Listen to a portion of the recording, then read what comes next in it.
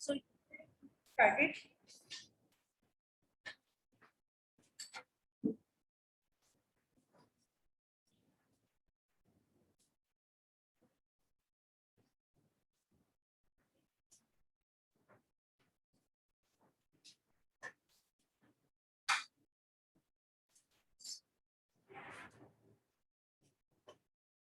Yes, yesterday we have started the new topic that was changes in demand. Changes in demand. Changes in demand can be described in two ways. One side is called changes in quantity demanded, other side is called changes in demand. जो changes in quantity demanded है, further उसके दो part है, extension and contraction, और उसी को एक और भी नाम दिया जाता है movement along the same supply, same demand curve. और जो right side है वहां पर फिर दो part हो जाते हैं, increase in demand, decrease in demand. तो कल हमने ये किया था कि जो changes in quantity demanded है या movement along the same supply, sorry demand curve है, आगे सप्लाई का भी करना है, ऐसा ही है वो भी, movement along the same demand curve है, उसमें क्या होता है कि other factors if they remain constant other than price, price को छोड़ के बाकी के सारे फैक्टर्स अगर कांस्टेंट रहते हैं तो उस केस में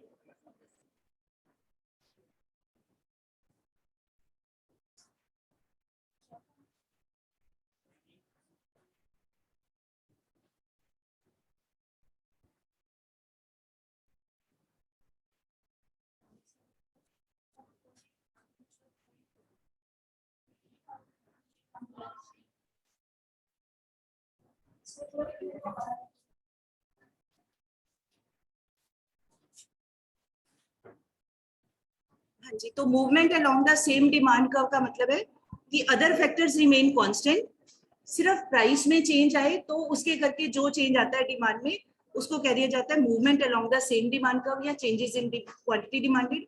फर्स्ट हमने किया था एक्सटेंशन ऑफ डिमांड, उसको डिफाइन कैसे करना है, other factors remaining same, if price of the commodity falls तो देन एज ए रिजल्ट अगर quantity demanded rises then it is called extension of demand.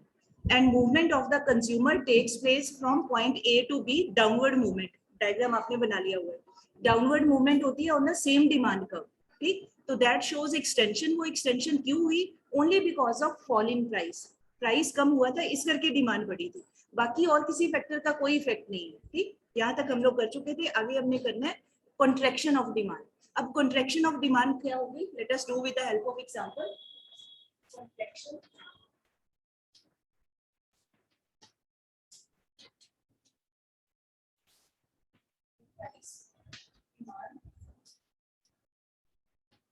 price as was 1 rupee, demand is 10 units.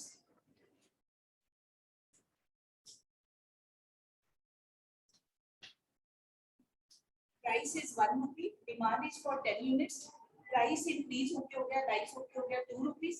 Demand has come down. 10 की बजाय होगी 5. कि मैं जानबूझ के ऐसे पॉइंट्स ले लूं ताकि एकदम जल्दी से बना के आपको क्लियरली हो जाए, टाइम बच जाएगा. तो अब इसको अगर हम डायग्राम की फॉर्म में देखें, यहाँ लिखना है डिमांड, प्राइस,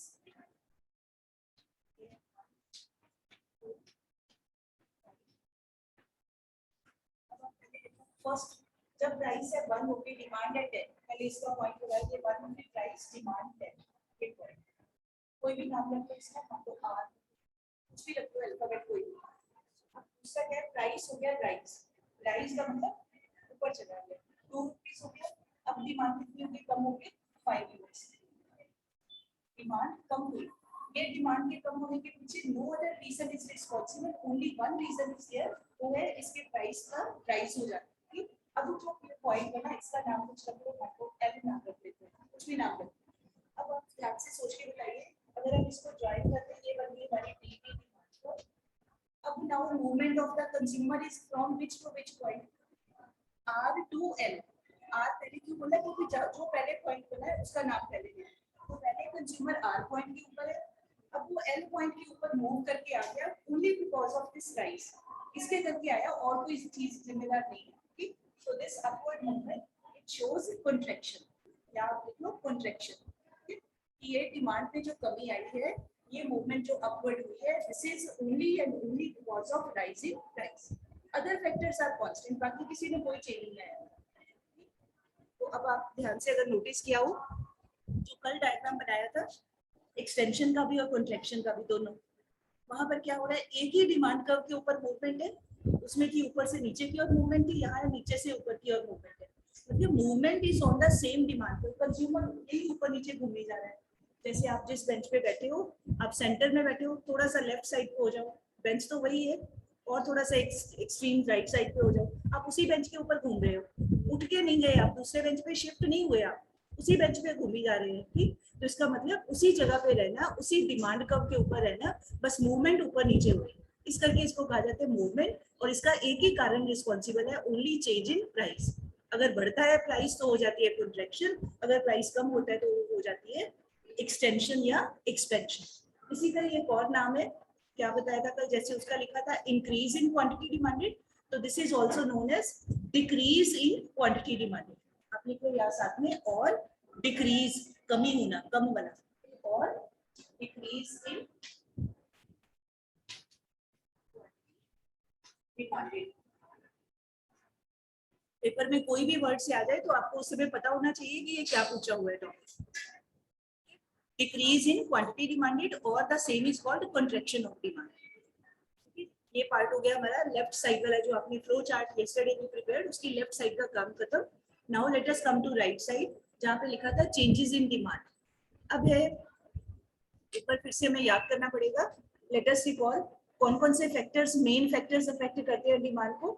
एक प्राइस ऑफ द कमोडिटी, एक इनकम ऑफ कंज्यूमर, सब्स्टिट्यूट का प्राइस, कॉम्प्लीमेंट्री का price, test preference habit, future expectations regarding price, और एक गवर्नमेंट की पॉलिसी, टैक्सेशन पॉलिसी, कितना गवर्नमेंट टैक्स लगाती है कि नहीं लगाती।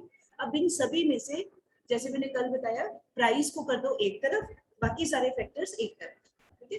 प्राइस अकेला बड़ा ताकतवर है, उसको एक तरफ कर दिया, वो अकेले ही सबका मुकाबला कर रहा है, अकेले प्राइस के करके हो जाती है एक्सटेंशन कॉन्ट्रैक्शन, वो एक तरफ। अब यहाँ पे हमने मानना है, अज्यूम करना है कि अब मान लो प्राइस में कोई चेंज नहीं आया, वो जो जैसे या वैसे का वैसे ही है, ना बढ़ा ना कम हुआ। अब बाकी के फैक्टर्स चेंज हो रहे हैं, इनकम बदल रही है, सब्स्टिट्यूट का प्राइस बदल रहा है, बाकी जितने बोले सब में कोई ना कोई चेंज आ रहा है, ठीक। तो व्हेन ड्यू टू, अब ये सारे फैक्टर्स अगर कमोडिटी के फेवर में जाते हैं, कंज्यूमर जो चीज ले रहा है या लेना चाहता है, मतलब उसको फेवर करते हैं, उसकी डिमांड को बढ़ाने वाली साइड पे जाते हैं। If all these factors keeping price constant, if all other factors they affect the demand positively या favorably, अगर फेवर करते हैं तो कहलाता है concept increase in demand. I repeat the definition, price of the commodity remaining constant या same if all other factors which affect demand, if they move या if they shift या if they behave in a favorable manner, then there takes place increase in demand। फिर जो change आएगा उसको कहेंगे increase in demand. दिया हुआ है ये बुक में, आप वहीं से याद कर लेना। I am repeating, price remaining constant due to favourable effect या favourable shift of other factors affecting demand, whatever change takes place that is called increase in demand। अब ये कैसे है, अभी क्लियर हो जाता है, एक टेबल डायग्राम करते हैं। लेट अस डू, फर्स्ट हम लेते हैं increase in demand, so please right the first heading.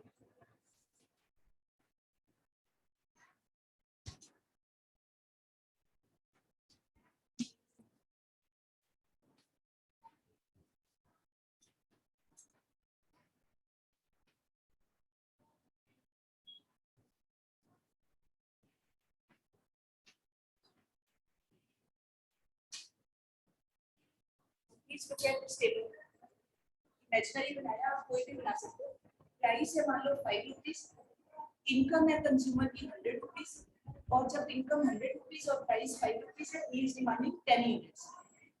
अब क्या हुआ, अब उसकी इनकम इंक्रीज हो गई, 100 की बजाय 200 हो गई, प्राइस चीज का नहीं बदला, वो सेम क्या सेम, 5 का 5 है। अब ये इनकम बढ़ गई, तो now consumer has started making demand for 20 units, ज्यादा चीजों की डिमांड स्टार्ट कर दी। इस टेबल को देख के आपको क्या लगता है कि ये जो डिमांड बढ़ी है, ये प्राइस के करके बढ़ी है या इनकम के करके बढ़ी है? इनकम के करके बढ़ी है। प्राइस तो उतना ही, पहले भी उतना था, बाद में भी उतना, प्राइस के जो सेम है, इसका मतलब उसका इफेक्ट नहीं हो रहा है, ये चीज फर्क डाल रही है। ये पहले 100 थी तो थोड़ा ले रहा था, अब बढ़ गई तो ज्यादा ले रहा है, ठीक है। और इनकम क्या है, income comes in the category of other factors, जो बाकी के फैक्टर्स है उस वाली कैटेगरी में ही आती है, ठीक है। तो अब हम सारे फैक्टर्स को लिख के नहीं बता सकते, तो इनकम का एक लिखना थोड़ा इजी होता है इस करके इनकम लिख देते हैं। अदरवाइज कोई भी बाकी के फैक्टर्स जिसके करके डिमांड में इंक्रीज हो जाए तो इसको हम कहेंगे इंक्रीज इन डिमांड। अब इसी को अगर डायग्राम की फॉर्म में एक्सप्रेस करना हो तो देन वी विल से क्या लिखना है demand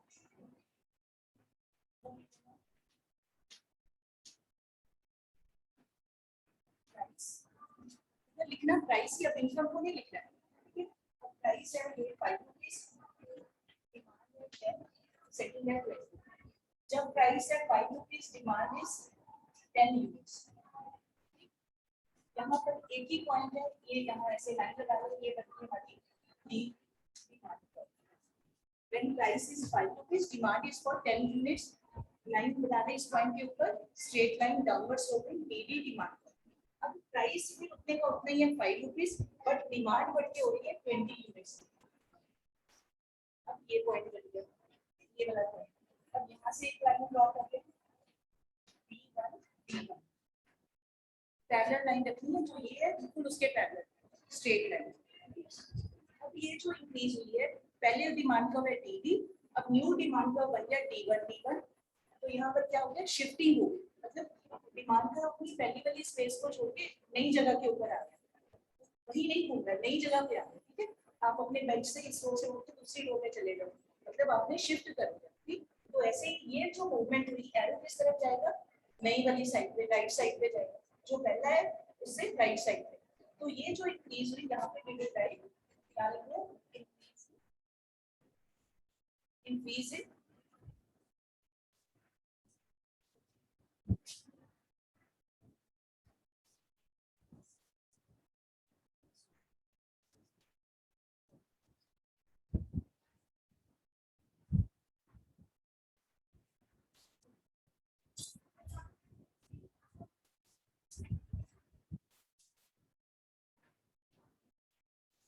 So this rightward shifting will be known as increase in demand. अच्छा, अब आप अपने बुक में देखो, आगे दिया होगा few causes, नेक्स्ट पेज पे दिया होगा कि ये causes क्या है इसके, ये rightward shift के आगे एक हेडिंग दिया ना, जहाँ लिखा है ये increase and decrease in demand और शिफ्ट्स इन डिमांड का, उसमें मैंने अभी पहला बताया इंक्रीज इन डिमांड का, उसके नीचे देखो एक पॉइंट दिया हुआ है causes of increase in demand, got this heading, ठीक है। अब ये पॉइंट्स को आपने बिना बुक से देखे यू विल टेल मी कि ये कैसे बने। अच्छा, अब ये जो इंक्रीज हुई है, प्राइस को कुछ नहीं करना, वो कांस्टेंट है। अच्छा, अब वो जितने फैक्टर्स बोले थे, अब देखो वो कैसे फेवरेबली अफेक्ट करते हैं। अच्छा, अगर मैं कहूँ नंबर 1 कि क्या रीजन है इसके पीछे, तो नंबर 1 हम कह सकते हैं increase in income of consumer. पहला तो यही सामने ही दिख रहा है, increase in income of consumer. Number 2 और क्या हो सकता है, मान लो अगर सब्सटीट्यूट कमोडिटी है, उसके प्राइस को क्या हो कि इसका डिमांड बढ़े। If the price of substitute good rises, हर एक पॉइंट को लेके आना, उसका बनाना है लाइन बनानी कि क्या पॉसिबली हो जाए तो इसकी डिमांड, हमारी पहली चीज की डिमांड बढ़े। तो हम ऐसे बोलेंगे if the price of substitute good rises, तो कंज्यूमर इस पहली चीज की ज्यादा डिमांड करेगा because it seems to be cheaper as compare to the substitute. तो लाइन बन गई, if the income of consumer increases तो there will be increase in demand. Number 2, if the price of substitute good rises तो भी there will be increase in demand. तीसरा हम लेते हैं कॉम्प्लीमेंट्री का, क्या हो सकता है, if the price of the complementary good falls, अगर प्राइस ऑफ पेट्रोल कम हो जाए तो कार की डिमांड बढ़ जाएगी, ठीक है। तो तीसरी लाइन बन गई, if the price of the complementary good falls then there will be increase in demand. चौथा पॉइंट, फोर्थ हम कह सकते हैं, if the taste habits and preferences of the consumer are in favour of this commodity, उसकी liking है इस चीज के लिए, जो भी है उसकी पसंद है, उसको अच्छा लगता है, तो कहेंगे taste preferences habits are in favour of this commodity, तो भी there will be increase in demand. अच्छा, अगर फ्यूचर एक्सपेक्टेशन के बारे में लगे कि फ्यूचर में this thing will become expensive, तो फिर क्या कोशिश होती है, इन प्रेजेंट ज्यादा खरीद ले उसको, फ्यूचर में महंगी हो जानी है तो अभी खरीद ले, जो लेना है ले ले। तो इसका मतलब लाइन क्या बनेगी, इफ इट इज एक्सपेक्टेड कि फ्यूचर में prices are going to rise then present में demand, there will be increase in demand for this commodity. समझ आ रहा है बेटे? ये आपको सारे याद करने पड़ेंगे, ऐसे बिना पढ़े नहीं, फिर पता चलेगा कि फिर आपको लगेगा क्या बोली जा रही है। आपको थॉरोली घर जाके पूरा स्टडी करोगे फिर ही आपको क्लियर होगा। तो अगर लगे कि फ्यूचर प्राइसेस में राइज, देन प्रेजेंट में there will be increase in demand for this commodity. चल लास्ट हम एक और लेते हैं गवर्नमेंट टैक्सेशन वाला। If government imposes less tax के मोर टैक्स, लेस टैक्स कम टैक्स लगाती है तो there will be more demand for this commodity. ऐसे करके आपके 5 या 6 पॉइंट्स बन जाएंगे reasons of this increase in demand. अब अपनी बुक में चेक कर लीजिए जरा, यही पॉइंट्स दिए हुए चेक कर लो। जहां नंबर 4 पे लिखा हुआ है tax concession and rebate reducing price, जिसके लिए मैंने बोला कि गवर्नमेंट इम्पोजेस लेस टैक्सेस, एक ही बात है। टैक्स कंसेशन देना या लेस टैक्स इंपोज करना one and the same thing. Rebate का मतलब भी कंसेशन देना। बाकी सारे मैंने सारे बोलिए, ऑल 6 पॉइंट। अब आप इसमें से देखो कहीं पर भी प्राइस के बारे में कुछ नहीं बोला गया, क्योंकि प्राइस कांस्टेंट है, जो जितना था वैसे का वैसे है। ठीक, तो अगर इस तरह से हो, ये सारे फैक्टर फेवर करें तो हो जाती है इंक्रीज इन डिमांड। अब इसके बाद करते हैं नेक्स्ट डिक्रीज इन डिमांड। ठीक है, अब डिक्रीज इन डिमांड कब होगी?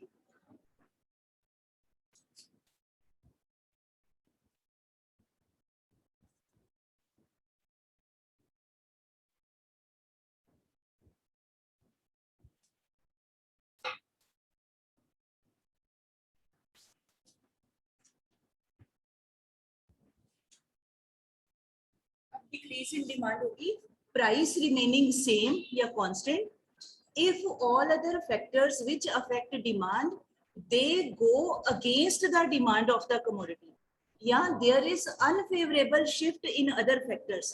अनफेवर करने लगे, अगेंस्ट चले गए, नेगेटिव हो गए, उल्टी साइड पे चले गए, फेवर नहीं कर रहे हैं, ठीक है, तो हम कहेंगे there is decrease in demand. Line क्या बनेगी?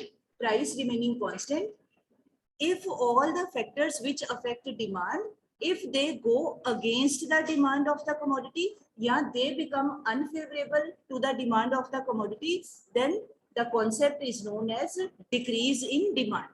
बाकी के फैक्टर्स उल्टे हो गए, वो हमारे अगेंस्ट चले गए। अब वो कैसे, लेट अस सी। पहले एग्जांपल ये कर लेते हैं। प्राइस है 5 रुपीस, इनकम है 200 रुपीस, डिमांड है 20 यूनिट्स।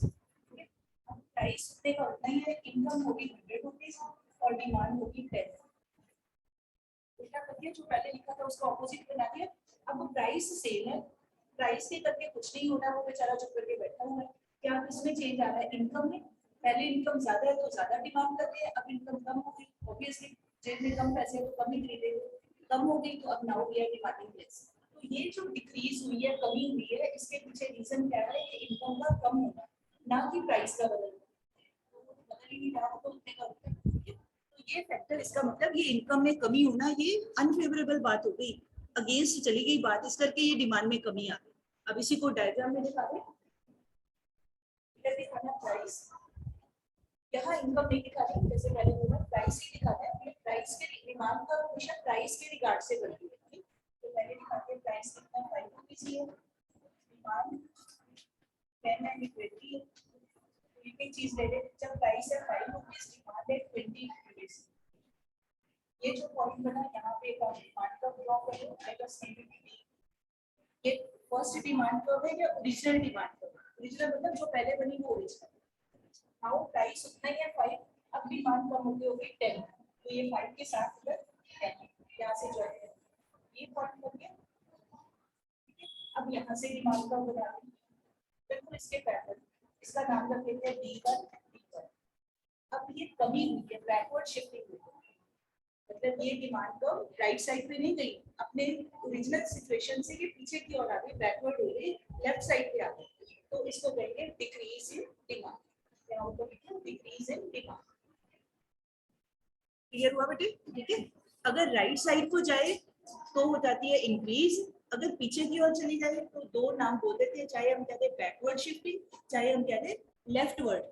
लेफ्ट जैसे डायग्राम की लेफ्ट साइड पे जाते हैं, तो लेफ्टवर्ड शिफ्टिंग हो या पीछे बैकवर्ड शिफ्टिंग हो, मतलब डिक्रीज इन।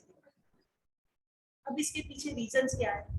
जैसे उसके बोले हैं पॉइंट्स, ऐसे इसके पॉइंट्स अब आप देखो जरा, आगे दिए हुए हैं causes of decrease in demand.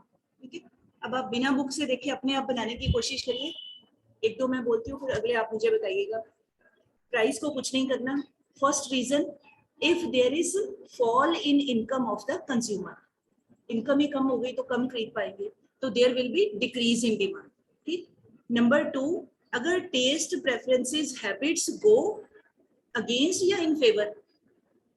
Against मतलब जो चीज पहले अच्छी लग रही थी अब नहीं बढ़िया लग रही, अब हमारा मन भर गया उससे, हम बोर हो गए, कुछ भी कह लो उसको, बढ़िया नहीं लगती है, नो मोर लाइकिंग.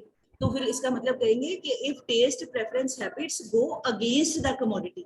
अब नहीं मतलब मन उकता जाता है ना, कई बार कोई चीज खाते हैं या पीते हैं मन भर जाता है कि दिल नहीं करता, तो अब वो अगेंस्ट हो गई, हमारी लाइकिंग अनफेवरेबल हो गई, ये हो सकता है. अच्छा, what should happen to price of substitute good.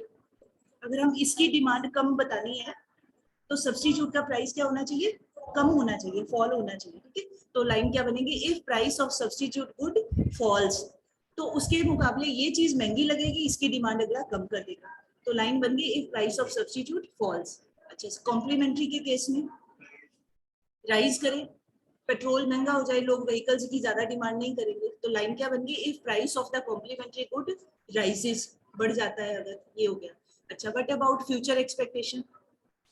अगर लगे कि फ्यूचर में prices are going to fall, तो हम अपनी प्रेजेंट वाली डिमांड को रोक लेते हैं, पोस्टपोन कर देते हैं, कोई नहीं 15 दिन बाद ले लेंगे, महीने बाद ले लेंगे.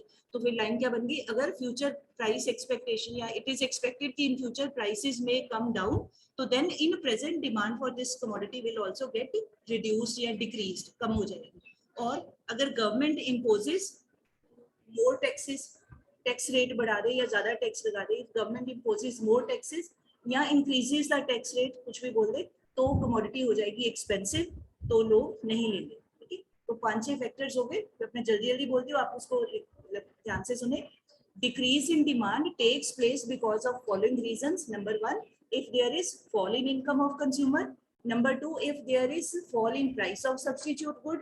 Number 3, if there is rise in price of complementary good. Number 4, if taste preferences go against the commodity. Number next, if future price is expected to क्या आएगा, expected to fall, तो प्रेजेंट में इसकी demand will get decreased. And last, if government imposes more taxes then demand will get decreased. तो ऐसे ये 5-6 इसके reasons बन गए. ठीक है जी. So this was all about this concept of decrease and increase in demand. तो ये हमने जो टेबल का चार्ट सा बनाया था उसकी राइट साइड का काम हमारा कंप्लीट हो गया. अब हमने क्या करना है आगे, देखिए आगे क्या दिया हुआ है, difference between extension in demand and increase in demand. अब यहाँ पे इन्होंने पैराग्राफ ऐसे हॉरिजॉन्टली लाइंस बनाई है. कोई भी डिफरेंस आए इकोनॉमिक्स में, आपने ऐसे पैराग्राफ वाली फॉर्म में नहीं लिखना. We have to draw a line in the middle, उसके बाद एक साइड पे एक चीज लिखो, दूसरी साइड पे दूसरी चीज. लेट अस सी कैसे करना है इसको.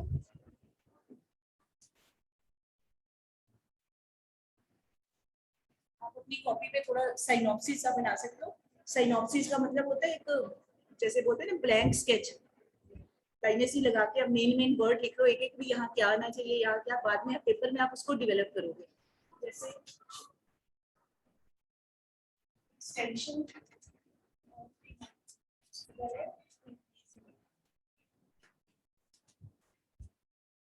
और इसका क्या दूसरा नाम है, इसका दूसरा नाम क्या है इस साइड का, इंक्रीज इन क्वांटिटी डिमांडेड. दोनों याद रखो आप. ठीक है, कोई भी नाम आ सकता है. और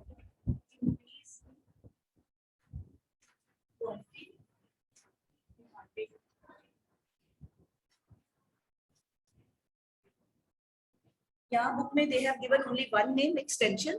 थोड़े 2-4 पेजेस के बाद फिर दे दिया एक और बना दिया, increase in quantity demanded and increase इन, मतलब रेपिटेशन ये है, कोई नया नहीं. तो मैं दोनों आपको इकट्ठे ही करवा दूँ. ठीक है, मतलब एक ही बात को पहले एक जगह दिया होगा, उसी बात को 2 पेजेस के बाद दोबारा से दिया होगा.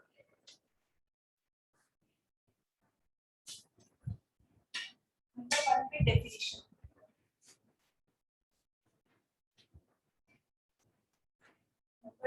pause. Number 3 पे movement या shift. Number 4 पे diagram. ये सिनॉप्सिस आप लिखो, ये इंपॉर्टेंट है question.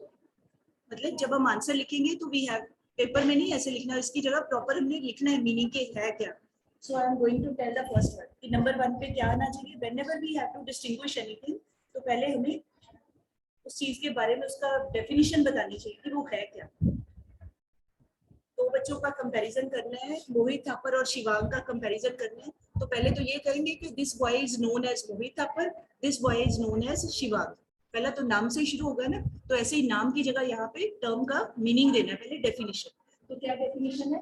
Other factors remaining constant if demand quantity demanded rises due to क्या आएगा? fall in price के rise in price. fall in price extend कर रही है, बढ़ रही है. फिर से सुनो मैंने क्या बोला.